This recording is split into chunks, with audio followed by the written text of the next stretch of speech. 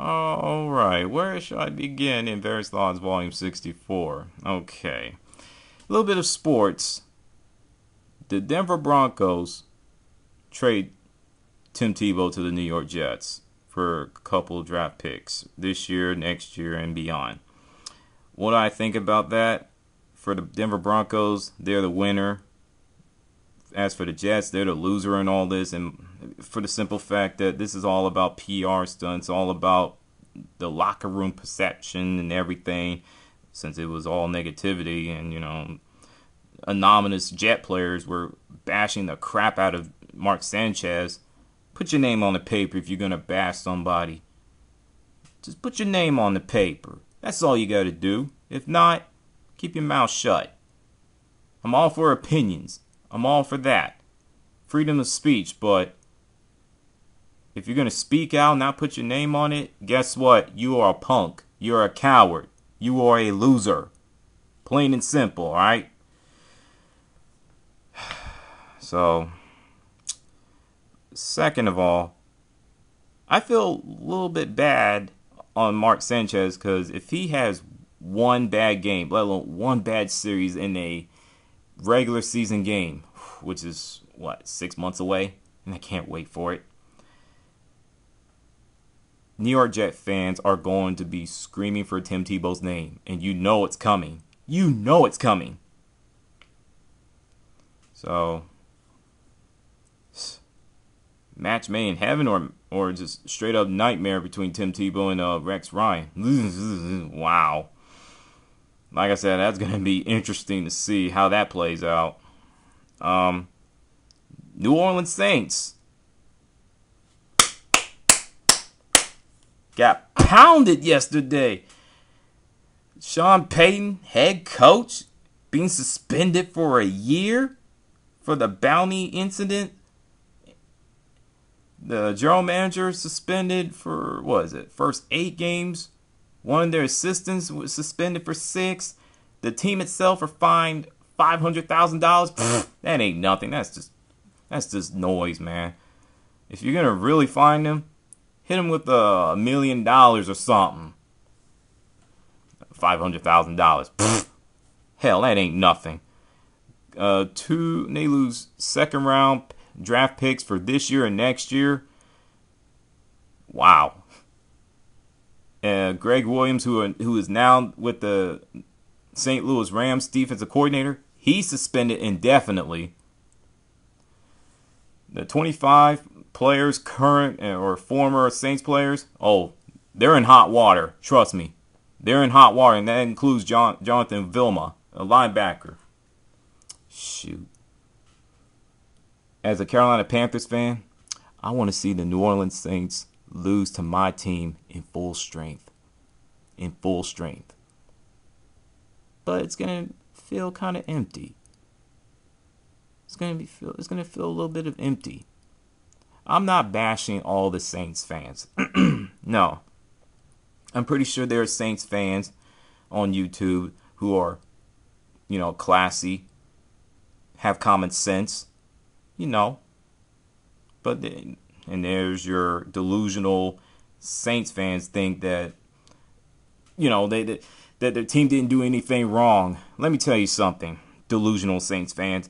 Last time I checked, your team did something wrong. They ran a bounty program for 3 straight years. And if my memory serves me right, did NFL warn you guys to cut it out? Didn't they tell you not to do it? Yeah, they did. And you just basically flipped the bird at them like, we don't give a F. We don't give a damn about you. We're the New Orleans Saints. We can do whatever we want. And to make it worse, y'all straight up lied about it. Your team lied. Lied.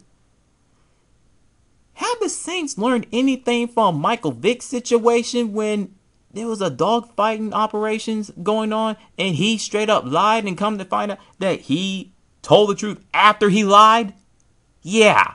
How did that work out for him?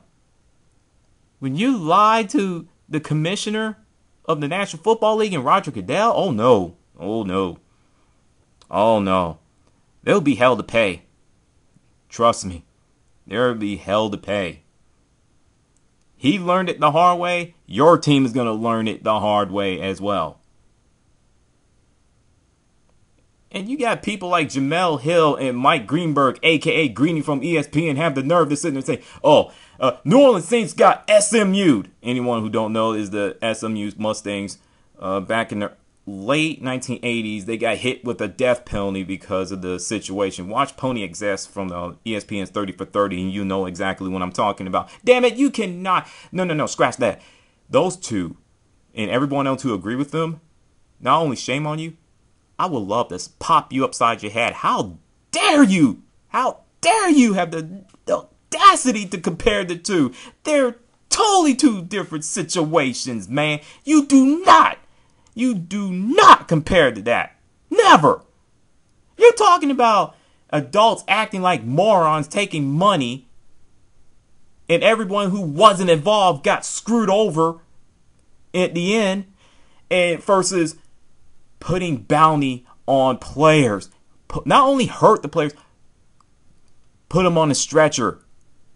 Take their livelihoods away. They had, They had Brett Favre, Kurt Warner, which those two were knocked out of the game. Well, one of them was knocked out of the game, and that was Kurt Warner. Aaron Rodgers from the Green Bay Packers, and last but not least, Carolina Panthers rookie quarterback Cam Newton. He was a target too. According to an article on the Charlotte Observer I read yesterday, the New Orleans Saints defense were penalized 3 times against Cam Newton because of the personal foul, let alone late hits. And when I thought about that first, I'm like, I don't know about that. But now I read a little bit more, and it's like, if they did that to Cam Newton, what about Roman Harper when he laid that little cheap shot at Steve Smith when the first go around, when two teams got together and played in Bank of America Stadium, when he scored that touchdown, he hit him in that late hit. Suspicious. Coincidence? What do you guys think? Peyton Manning signed with the Denver Broncos. That's going to be very interesting to see. But the biggest concern is his health, let alone his neck. How's he going to hold up? And people say, they're going to win 4 or 5 Super Bowls. I'm like, slow down, Bronco fans. Slow down. The defense need to retool. They need a running game. They need a wide receivers. And they're good to go. And, one last thing. They need Peyton Manning to be the old Peyton Manning, not broken down and, has been Peyton Manning. They don't need. That's the last thing they need on their plate. So, you think the Denver Broncos will win the AFC West for the next 5 years under Peyton Manning? Are they going to win a Super Bowl with him? Or what? What's going to happen with the New York Jets with Tim Tebow? What do you guys think? Now, as for one last thing. What do you think about the New Orleans Saints being penalized severely? As for the Trayvon Martin situation, wait and see. If George Zimmerman if he shot the young man in cold-blooded, if he's found guilty, he's in trouble, serious trouble. If he shot the dude in self-defense, nothing happens to him, then he's innocent and he's, free to go. So, I'm saying just wait and see how the whole situation plays out. Because for what I've seen so far, it just don't look too good. It don't look too good at all. So, the NBA All-Star Slam Dunk competition, they got to go. It has to go. It was boring. You got dudes jumping over black leprechauns like Kevin Hart, the comedian, or Sean P. Diddy Combs, and jumping over people on a motorcycle. Oh, my God. It's so bad that Charles Barkley was cracking jokes. And it's downright putrid when you have NBA basketball fans voting in a slam dunk competition. That's even a bigger joke. You're giving them the power. No, you're giving them the power they're just as biased, not if more than, the NBA legends like Dr. J, MJ, and the rest of the gang. And the NBA All-Star Game itself is a joke because we see this little trend.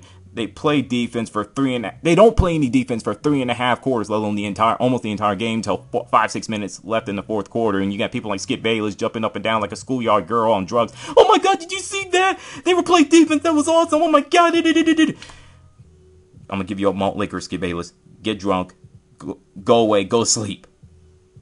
Don't worry, I will do a rant on ESPN. And it'll be the last time I'll ever do a rant on ESPN, period. And I got a little bit to say on Michelle Beadle and Carissa Thompson from Numbers Never Lie on the Jeremy Lin, a.k.a. Linsanity situation. Because not only those two, that everybody's acting negatively towards him. It's just out of control. And I'm sorry I did not respond to it sooner.